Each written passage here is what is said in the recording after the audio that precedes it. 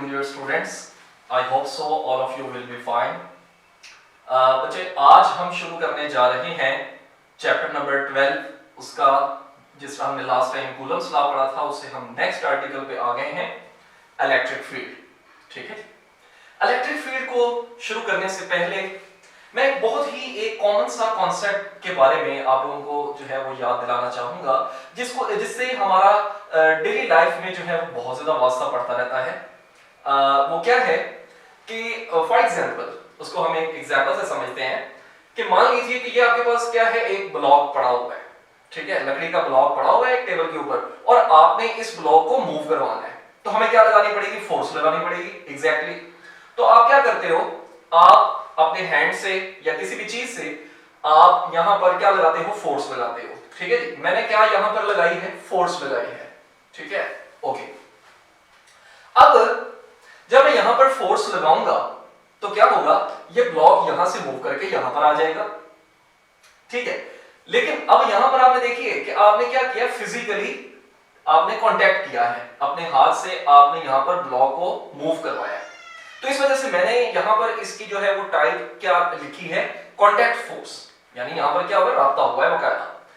लेकिन हम अपनी डेली लाइफ में एक और एग्जांपल भी देखते हैं जिसमें हमारे पास क्या चीज शामिल होती है, नॉन कांटेक्ट फोर्सेस।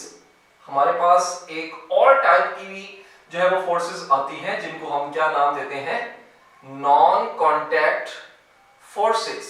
ठीक है जी, अब ये नॉन कांटेक्ट फोर्सेस क्या है, देखें फॉर एग्जांपल हम अपनी डेली लाइफ में इस चीज को ऑब्जर्व करते हैं कि फर्स्ट कर लीजिए कि ये क्या है, दिस इज अर्थ।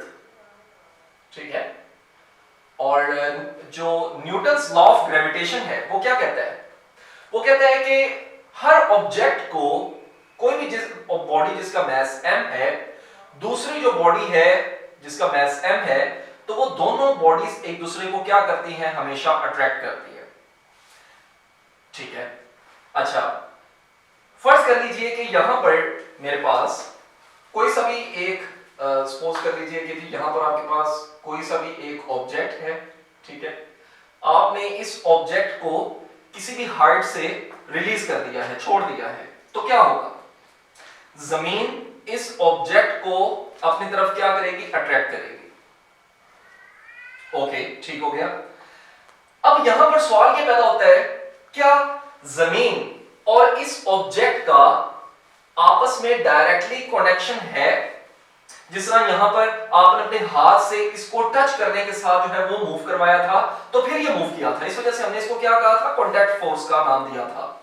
लेकिन यहां पर क्या है, यहां पर आपने ये अभी ऑब्जेक्ट जो है वो इस हमारी जो जमीन है, जमीन की सरफेस जो है उसके साथ आके डायरेक्टली जो है वो कनेक्ट नहीं हुआ है, लेकिन फिर भी ये जमीन इसको क्या कर रही है, अपनी तरफ अट्रैक्ट कर रही है। तो इस वजह से हम इस तरह की जो फोर्सेस होती हैं उनको हम क्या नाम देते हैं, non contact forces.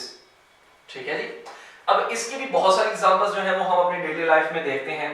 For example ये जिस तरह मैंने अभी आपके सामने ये एग्जांपल दी, उसके अलावा भी हमारे पास बहुत सारी एग्जांपल्स हैं जिनमें हम डायरेक्टली जो है वो कांटेक्ट नहीं करते हैं। ठीक है, जिसमें हम एक और एग्जांपल जो है वो ले सकते हैं कि आप जब आपने जो है वो देखा था, जब छोटे हुआ करते थे और आप लोग ये देखते थे कि एक मैग्नेट जो है वो दूसरे मैग्नेट को क्या करता है, अट्रैक्ट या रिपेल करता है। हालांकि मैग्नेट डायरेक्टली एक दूसरे के साथ कनेक्ट नहीं होते हैं, लेकिन फिर भी वो भी थोड़े से फासले पर होते हैं, लेकिन फिर भी वो क्या होती है, वहां पर कोई ना कोई अट्रैक्शन या रिपल्शन होना शुरू हो जाती है उनके दरमियान में। ठीक है, तो इनकी एग्जांपल्स में हमारे पास क्या है, एक तो ऑब्जेक्ट और अर्थ की थी और दूसरी हमारे पास क्या आ गई है, मैग्नेट्स की। मैग्नेट्स में भी क्या होता है कि वो दोनों एक दूसरे को कांटेक्ट डायरेक्टली किए बगैर ही अट्रैक्ट या रिपेल कर सकते हैं, उनके दरमियान में भी फोर्सेस होती हैं। फिर उसके बाद हमारे पास एक और इसकी एग्जांपल आती है चार्जेस के दरमियान में। ठीक है जी, हमने प्रीवियस आर्टिकल के अंदर क्या पढ़ा था, हमने पढ़ा था कि पॉजिटिव जो होता है वो पॉजिटिव को क्या करता है, रिपेल करता है। जब हम इन दोनों चार्जेस को कुछ फासले पर रखे होते हैं तो क्या होता है, ये दोनों चार्जेस एक दूसरे को रिपेल करते हैं। ठीक है, अभी एक दूसरे के साथ इनका डायरेक्टली लिंक नहीं हुआ है जिस तरह यहां पर हुआ था। ठीक है, तो इस वजह से इनको हम क्या नाम देते हैं, इस इनके दरमियान में जो ये जो हमने जितनी भी अभी जो फोर्सेस पढ़ी हैं ये क्या कहलाती हैं, नॉन कांटेक्ट फोर्सेस कहलाती हैं। ठीक है, तो अब इनके पीछे आखिर रीजन क्या है, क्यों मतलब कि जो ये फोर्सेस यहां से जो है वो ये जो नॉन कांटेक्ट फोर्सेस हैं ये क्यों जो है वो एक्ट करती हैं। हकीकत में कुछ इस तरह है कि हम जब जमीन को देखते हैं, जमीन के गिर्द भी एक खास हाइट तक, एक खास लिमिट तक जमीन की अट्रैक्शन जो है वो किसी भी दूसरी बॉडी के ऊपर लग सकती है, जिसको हम ग्रेविटेशनल फील्ड कहते हैं। अच्छा, इसको आप जस्ट समझने के लिए फर्ज कर लीजिए कि जी ग्रेविटेशनल जो फील्ड है वो ये मैंने आपके सामने बना दिया है। ठीक है, अब इस फील्ड के अंदर कहीं पर भी आप किसी भी ऑब्जेक्ट को, इस ऑब्जेक्ट को यहां पर या इस ऑब्जेक्ट को यहां पर या इस ऑब्जेक्ट को यहां पर आप इसको रिलीज करेंगे, छोड़ेंगे, जमीन उसको अपनी तरफ अट्रैक्ट कर लेगी। क्यों? क्योंकि आपका जो ऑब्जेक्ट है वो उसके फील्ड के अंदर है, वो उसके इलाके के अंदर है। मानते हैं? ओके। लेकिन अगर आप जमीन की, ये वैसे मैंने यहां पर आपको समझाने के लिए बनाया, अगर आप जमीन के इलाके से बहुत दूर चले जाएं, ठीक है, जस्ट लाइक आप स्पेस में चले जाएं, ठीक है, तो क्या होगा, आप जब यहां पर इस ऑब्जेक्ट को ला के रखेंगे तो अब ये जमीन इसको अट्रैक्ट नहीं करेगी। क्यों? क्योंकि अब वो उसके फील्ड से बाहर चला गया है। ठीक है, सेम इसी तरह ही बेटा क्या होता है कि चार्ज का भी अपना एक फील्ड होता है। ठीक है, जिस तरह मैंने अभी आप यहां पर आपके सामने बनाया, देखिए मैं यहां पर अगेन आपके सामने पॉजिटिव चार्ज लेता हूं। ठीक है, तो क्या होगा कि जिस तरह ग्रेविटेशनल फील्ड थी इसी तरह ही चार्ज के दरमियान में भी फील्ड होता है। मान लीजिए कि वो जो आपका चार्ज के दरमियान में जो फील्ड है वो इतना है। ठीक है, ये आपका जो है वो चार्ज के दरमियान में क्या है, फील्ड है। अब अगर आप इस फील्ड के अंदर किसी दूसरे चार्ज को लेके आएंगे, ठीक है, ये वैसे समझाने के लिए मैं आपको बता रहा हूं कि मान लीजिए कि यहां पर क्या था, आप एक दूसरे चार्ज को लेके आए। ठीक है, सपोज आप इसको Q नॉट का नाम दे दीजिए, इसको आप Q का नाम दे दीजिए। जब आपका चार्ज यहां पर दूर है, इसके फील्ड के अंदर नहीं है, तो इसके ऊपर कोई भी रिपल्सिव फोर्स जो है वो नहीं लगेगी। पॉजिटिव फोर्स भी को रिपेल करता है, लेकिन अभी हमारा चार्ज बहुत दूर है। क्यों? वो इसके इस फील्ड के अंदर अभी मौजूद नहीं है। या मान लीजिए कि ये क्या है, अभी इन्फिनिटी पोजीशन पे है, या ये क्या है, स्पेस में है। जिस तरह यहां पर स्पेस में था ना, या भी स्पेस में था, उस तरह ये भी मान लीजिए कि इसमें है, स्पेस में है। स्पेस में इसमें तो खैर वो तो ग्रेविटेशनल के फील्ड में होता है, वैसे समझाने के लिए मैं बता रहा हूं। ठीक है, तो ये चार्ज अभी इसके फील्ड के अंदर एंटर नहीं हुआ है, तो कोई रिपल्सिव फोर्स नहीं लगेगी। अच्छा, जैसे ही मैं इस चार्ज को यहां पर लेके आ जाता हूं, ठीक है, ये इस चार्ज को मैं यहां पर लेके आ गया हूं, तो फौरन इस चार्ज के ऊपर क्या महसूस होना शुरू हो जाएगी, रिपल्सिव फोर्स लगना शुरू हो जाएगी।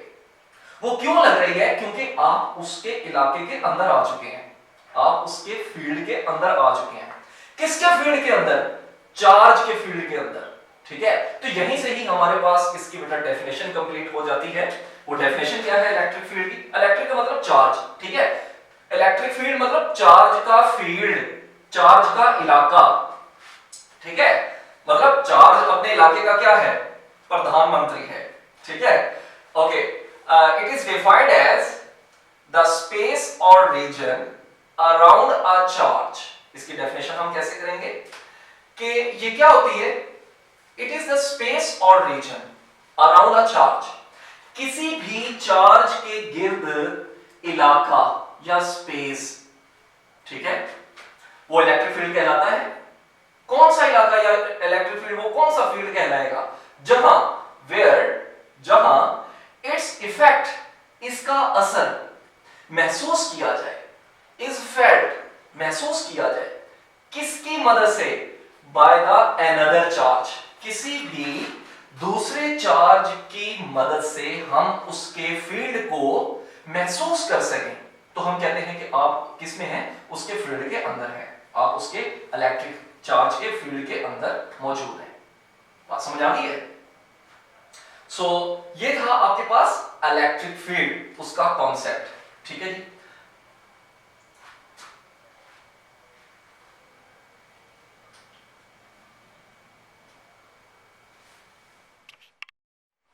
जी तो बेटा नेक्स्ट है हमारे पास प्रॉपर्टीज ऑफ इलेक्ट्रिक फील्ड, जिसमें हमारे पास फर्स्ट प्रॉपर्टी है it is an intrinsic property.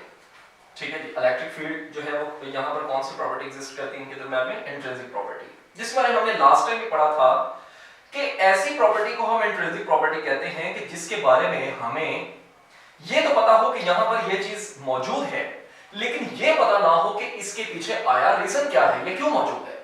देखें, पॉजिटिव चार्ज पॉजिटिव को रिपेल करेगा जब ये वाला चार्ज इसके फील्ड के अंदर आएगा, ठीक है, मतलब रिपल्सिव फोर्स होगी, लेकिन हमें ये नहीं पता कि ये रिपल्सिव फोर्स यहां पर लग रही है, ये वाला चार्ज इसको यहां पर रिपेल कर रहा है, क्यों कर रहा है, कहां से आती है ये वाली फोर्स, इसका ओरिजिन क्या है। ठीक है, तो हमारे पास फर्स्ट क्वेश्चन जो है वो रेज होता है कि जी आया यहां पर जो ये वाली फोर्स लग रही है इसका ओरिजिन क्या है। ठीक है, जो दूसरा क्वेश्चन यहां पर जो है वो पैदा होता है वो क्या है कि ये एक पॉइंट से दूसरे पॉइंट तक, एक चार्ज से दूसरे चार्ज तक जो फोर्सेस हैं वो ट्रांसमिट कैसे होती हैं। ठीक है जी, तो पहले क्वेश्चन का आंसर जो है वो अभी तक मालूम नहीं है। ठीक है, दूसरे क्वेश्चन का जो आंसर है वो हमें माइकल फेराडे ने, बेसिकली हमें ये जो सारा कॉन्सेप्ट है वो माइकल फेराडे ने दिया था। तो एक चार्ज से दूसरे चार्ज तक ये फोर्सेस कैसे ट्रांसफर होती हैं, इसके बारे में हम इंशाल्लाह आने वाले जो है वो लेक्चर्स में भी डिटेल में बात करेंगे। तो इसके बारे में हमें जो डिटेल इंफॉर्मेशन है वो हमें कहां से मिलती है, माइकल फेराडे ने हमें इसका जो है वो कॉन्सेप्ट दिया था। ठीक है, तो यहाँ पर क्या है, इंट्रिंसिक प्रॉपर्टी जो है वो एग्जिस्ट करती है यहाँ पर। दूसरी जो है हमारे पास क्या है property, like fields can interact each other. देखें, आप पॉजिटिव चार्ज को लीजिए, वो दोनों एक दूसरे को अट्रैक्ट रिपेल करेंगे। ठीक है, पॉजिटिव नेगेटिव को लीजिए, वो दोनों क्या करेंगे, अट्रैक्ट करेंगे। लेकिन अगर आप एक तरफ यहां पर पॉजिटिव चार्ज ले रहे हैं और दूसरी तरफ आप मैग्नेट ले रहे हैं, ठीक है, तो ये दोनों क्या है, मुख्तलिफ जो है हमारे पास क्या है चीजें हैं। ये यहां पर इन दोनों का आपस में जो है वो डायरेक्टली कोई भी लिंक नहीं होगा। ठीक है, तो ये इसकी प्रॉपर्टी है। जो इसकी नेक्स्ट हमारे पास प्रॉपर्टी आती है वो क्या है जी, कि जो हमारे पास चार्ज में से निकलने वाली मतलब चार्ज का जो फील्ड है वो एक्चुअली किस जो है वो उसमें एग्जिस्ट करता है, that is exist in basically 3 dimensional structure. ठीक है जी, तो हमारे पास जो फील्ड होता है, field exist in 3 dimensional phase, 3 dimensional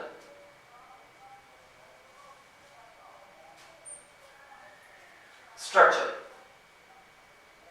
ठीक है जी, अब देखिए मैं अब इस चैप्टर के अंदर हम 12 दफा जो है वो किसी भी चार्ज के फील्ड के ऊपर जो है वो बात करते जाएंगे।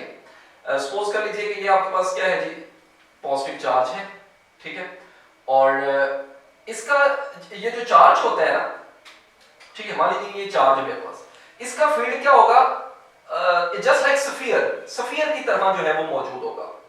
क्योंकि हम बोर्ड के ऊपर जो है वो उसको बना नहीं सकते 3 डायमेंशन के अंदर, लेकिन इसका जो फील्ड होगा वो कितने डायमेंशंस के अंदर होगा, 3 डायमेंशंस के अंदर होगा, यानी अलोंग एक्स एक्सिस भी होगा, अलोंग वाई एक्सिस भी होगा और अलोंग जी एक्सिस भी होगा। ठीक है, तो जी एक्सिस को हम नॉर्मली इस तरह ड्रॉ करते होते हैं, एक्स वाई एंड जी। तो 3 डायमेंशन के अंदर आपका जो फील्ड जो है वो चार्ज का एग्जिस्ट करता है। ठीक है जी, सो नेक्स्ट अब हम जो है वो बात करने जा रहे हैं, जो है वो अपना स्टार्ट करने जा रहे हैं डिटेक्शन ऑफ इलेक्ट्रिक फील्ड। ठीक है, इसके बेसिकली हमारे पास जो है वो 2 पॉइंट्स होते हैं। फर्स्ट पॉइंट में क्या है कि चार्ज जो है आपके पास, मान लीजिए यहां पर आपने जो प्लस चार्ज लिया हुआ है Q, सबसे पहले स्टेप के अंदर क्या करता है कि वो अपना एक फील्ड जनरेट करता है। ठीक है, means charge Q will produce electric field।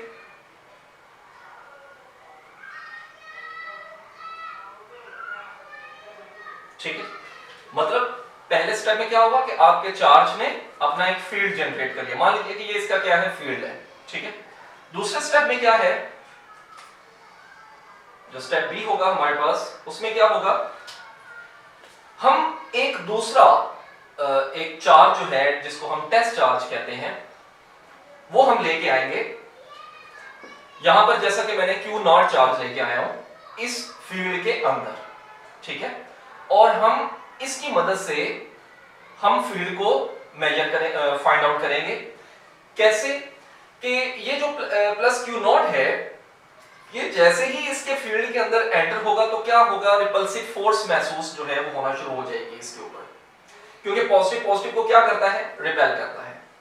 अच्छा, यहां पर एक जो मैंने यहां पर डेफिनेशन में लिखा हुआ है टेस्ट चार्ज, ठीक है, तो टेस्ट चार्ज से बेसिकली मुराद क्या होता है, ये आपके पास एक बहुत ही एक ऐसा स्मॉलेस्ट चार्ज होता है जिसकी मैग्नीट्यूड बहुत ज्यादा कम होती है, इतनी कम होती है कि ये दूसरे इलेक्ट्रिक फील्ड को, किसी दूसरे चार्ज के फील्ड को डिस्टर्ब नहीं करता, ठीक है। ये बहुत ही एक स्मॉल चार्ज होता है, ठीक है, okay. Charge Q not will interact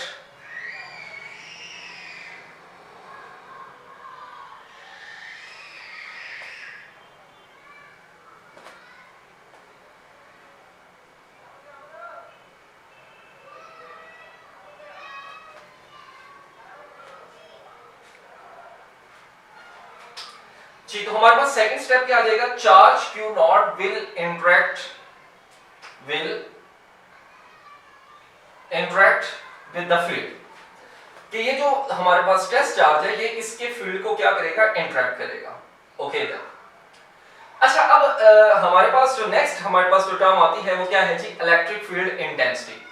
अब इलेक्ट्रिक फील्ड इंटेंसिटी और जो इलेक्ट्रिक फील्ड है ये दोनों डिफरेंट कॉन्सेप्ट्स हैं। इलेक्ट्रिक फील्ड इंटेंसिटी से क्या मुराद है, इसको हम एक बहुत ही अच्छी सी एक एग्जांपल से समझ सकते हैं। मान लीजिए कि ये आपके पास क्या है, यहां पर एक पॉजिटिव चार्ज मैंने लिया है Q, ठीक है, और ये मैंने इसके जो फील्ड है इसको मैंने डॉट से शो किया हुआ है। This is the best way to demonstrate any field of a charge, ठीक है। तो आप यहां पर देख सकते हैं कि चार्ज के आप जितना ज्यादा करीब करीब हैं उतना ज्यादा मैंने डॉट्स लगाए हैं। क्यों? क्योंकि चार्ज के जितना आप करीब रहते हैं आपको रिपल्सिव फोर्स जो होती है वो ज्यादा महसूस होती है। कब? जब आप कोई दूसरा test charge, positive test charge जब लेके आते हैं तो हमें क्या महसूस होता है, जितना हम चार्ज के करीब जाते जाते हैं उतनी हमें रिपल्सिव फोर्स क्या होती है, ज्यादा फील जो है वो होती है। कैसे हम इसको जो है वो कैसे जो है वो अंडरस्टैंड कर सकते हैं, तो बेटा फर्ज कर लीजिए कि आपके पास यहां पर क्या है, मैं एक टेस्ट चार्ज लेके आता हूं, ये मेरे पास एक टेस्ट चार्ज है प्लस Q नॉट। मैं जब इस टेस्ट चार्ज को इस डिस्टेंस पर जो है वो प्लेस करता हूं तो मुझे रिपल्सिव फोर्स बहुत कम महसूस होती है, ठीक है। जैसे जैसे मैं इसको इसके करीब लेके आता जाता हूं, इसके करीब करीब जब मैं यहां पर लेके आया तो मुझे रिपल्सिव फोर्स और ज्यादा फील हो रही है, क्योंकि मैं अब उसके करीब जब आता जा रहा हूं तो क्या है कि वहां पर मुझे जो इस चार्ज का जो फील्ड है वो क्या महसूस हो रहा है, स्ट्रॉन्ग फील्ड जो है वो महसूस हो रहा है, ठीक है।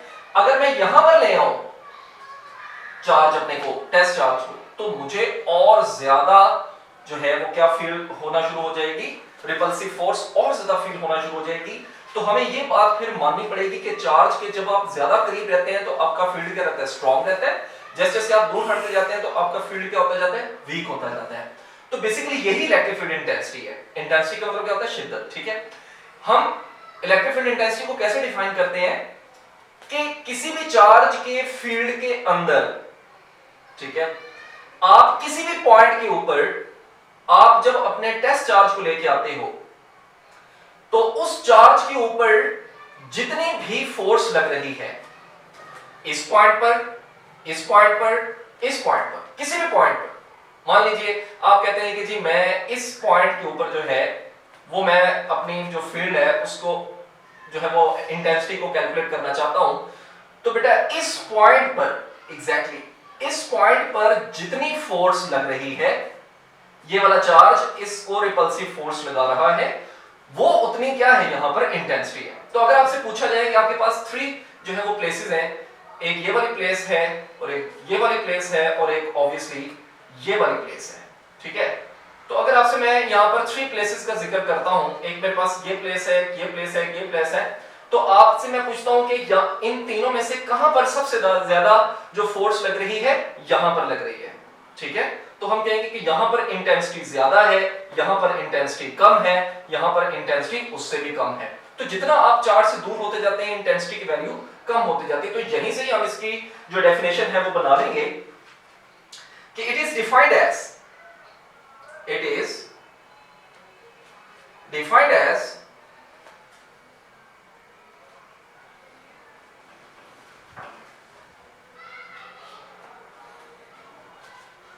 force acting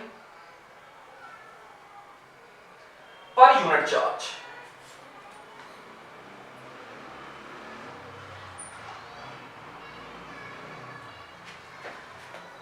It is defined as force, electric force acting per unit charge. ठीक है, यानी आपके टेस्ट चार्ज के ऊपर किसी भी जगह पर जितनी फोर्स लग रही है वो उसकी क्या है, वहां पर इलेक्ट्रिक फील्ड इंटेंसिटी है। और इसको बेटा हम E से शो करते हैं और ये किसके बराबर होता है, यहीं से हम इसकी जो है फॉर्मूला बना लेंगे, फोर्स पर यूनिट चार्ज, ठीक है, यानी फोर्स पर यूनिट चार्ज। तो हमारे पास चार्ज कौन सा है, टेस्ट चार्ज है, Q नॉट है, तो मैंने Q नॉट लगा दिया। अब बेटा आप लोग ये बात जानते हैं कि जो फोर्स है वो क्या है, वेक्टर क्वांटिटी है। तो यहां पर वेक्टर क्वांटिटी है, तो आपके पास वेक्टर को जब स्केलर पर डिवाइड करते हैं तो आपके पास आंसर भी क्या आता है, वेक्टर आता है। तो इलेक्ट्रिक फील्ड इंटेंसिटी भी क्या आ जाएगा, आपके पास वेक्टर आ जाएगा, ठीक है, ओके। इसके आगे यूनिट्स निकाल दीजिए। तो हम यूनिट्स निकाल सकते हैं कैसे जी, फोर्स का यूनिट होता है न्यूटन और चार्ज का होता है कूलम। तो इसके यूनिट्स आ जाएंगे न्यूटन पर कूलम, ठीक है। ऑब्वियसली एक वेक्टर क्वांटिटी की डायरेक्शन भी होती है, ठीक है। तो इलेक्ट्रिक फील्ड इंटेंसिटी की भी डायरेक्शन होगी, किस डायरेक्शन में होगी, जिस डायरेक्शन में फोर्स लग रही है, ठीक है। तो यहाँ पर इसको और अच्छे अंदाज में आप समझने के लिए आप मान लीजिए कि आपने जो टेस्ट चार्ज था वो यहाँ पर ले आए हो अपना, है ना, यहाँ पर ले आए हो आप टेस्ट चार्ज अपना, ठीक है। इस पॉइंट पर आप डिस्कस करते हैं। तो क्या होगा, ये पॉजिटिव को रिपेल करेगा इस डायरेक्शन के अंदर, एग्जैक्टली। तो इस डायरेक्शन के अंदर आपके पास क्या होगी, फोर्स लगेगी, तो यही डायरेक्शन किसकी आ जाएगी, इलेक्ट्रिक फील्ड इंटेंसिटी की डायरेक्शन आ जाएगी, ठीक है जी। तो बेटा हम अपने लास्ट पोर्शन पे आ गए हैं, electric field intensity in vacuum. यानी हमारे पास एक चार्ज है प्लस क्यू जो चार्ज हमारे पास यहाँ पर मौजूद है, और हम उसको वैक्यूम में डिस्कस कर रहे हैं। ये उसका फील्ड है, ठीक है, मतलब वही हम एग्जांपल ले रहे हैं, सही है। तो उसके ऊपर क्या होगा, इलेक्ट्रिक फील्ड की जो वैल्यू आएगी, इंटेंसिटी की जो वैल्यू आएगी, वो क्या आएगी, वो हम कैसे कैलकुलेट करेंगे, हम वही फॉर्मूला अपना लगाएंगे। इलेक्ट्रिक फील्ड इंटेंसिटी क्या होता है जी, फोर्स पर यूनिट चार्ज, ठीक है। अब इसको मैं यहां पर इस तरह लिख सकता हूं, अगर इसको मैं मैग्नीट्यूड में लिखूंगा तो ऑब्वियसली मेरे पास क्या आ जाएगा, F ओवर Q नॉट आ जाएगा, ठीक है। पहले मैं इसको मैग्नीट्यूड में एक्सप्लेन करता हूं, फिर उसके बाद मैं इसकी डायरेक्शन भी आपको बताऊंगा। ओके, तो E बराबर आ जाएगा आपके पास, इसको मैं ऐसे लिख सकता हूं, F into 1 over Q not, ठीक है, इसको मैं ऐसे लिख सकता हूं। अच्छा, फोर्स क्या है, यहां पर जो फोर्स लग रही है that would be the coulomb force. Charges के दरमियान जो फोर्स लगती है वो कूलम फोर्स होती है।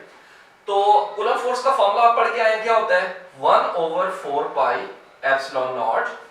अब दो चार्जेस हैं आपके पास, ठीक है, एक Q है और एक Q नॉट है, ठीक है।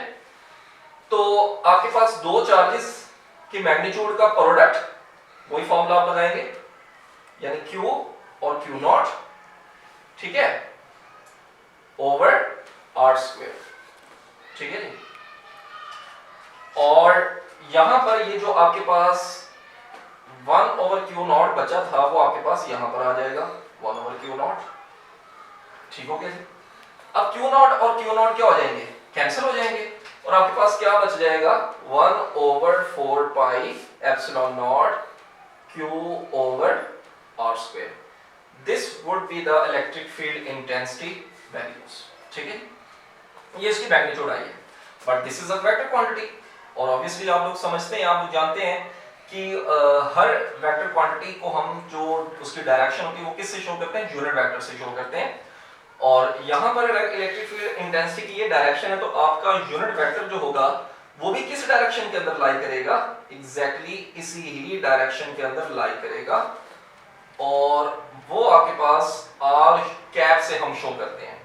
तो यहाँ पर आपके पास क्या आ जाएगा जी, आर कैप, और ये फिर क्या बन जाएगी, एक वेक्टर क्वांटिटी बन जाएगी। लेकिन जरूरी तो नहीं है कि आपका चार्ज जो है वो वैक्यूम में ही रहे, आपका चार्ज किसी भी मीडियम में भी रह सकता है, तो उसमें कोई इशू नहीं है। ये अगर आपके पास फॉर्मूला जो है वो किस में है, वैक्यूम में, तो मीडियम के केस में क्या आ जाएगा, यही फॉर्मूला आपका एग्जैक्टली सारे का सारा यही फॉर्मूला आपका सेम रहेगा। लेकिन इन मीडियम, यहां पर मैं हेडिंग देता हूं, इन मीडियम, ठीक है, चलो यहां पर हम करते हैं इन मीडियम।